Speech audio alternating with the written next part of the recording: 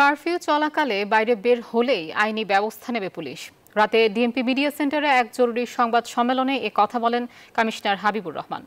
বলেন, জরুরি প্রয়োজনে যারা বাইরে বের হবে তাদের অবশ্যই কারফিউ পাস থাকতে হবে। যারা বিদেশে যেতে চায় তাদের টিকিট কারফিউ পাস হিসেবে বিবেচনা করা হবে বলেও জানান ডিএমপি কমিশনার। বলেন, চলমান সহিংসতায় ডিএমপির ৩৫০ সদস্য আহত হয়েছে। শিক্ষার্থীদের আড়ালে বিএনপি, জামায়াত, শিবির আজকেও ব্যাপক নাশকতা করেছে বলে জানান তিনি। পুলিশ কোনো শিক্ষার্থীর বিরুদ্ধে কঠোর হবে না উল্লেখ করেন ডিএমপি কমিশনার।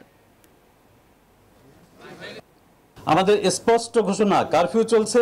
দেশের প্রচলিত আইনে কারফিউর ভিতরে কোনো লোক কোনো অবস্থাতেই ঘরের বাইর হতে পারে না। সুতরাং যে কোনো লোক যে কোনো অবস্থায় ঘরের বাইর হলে তার বিরুদ্ধে আইনগত ব্যবস্থা গ্রহণ করা হবে এবং সেক্ষেত্রে আমাদের যে ব্যবস্থা সেটি 100% জিরো টলারেন্স এবং 100% আইন অনুযায়ী পরিচালিত হবে।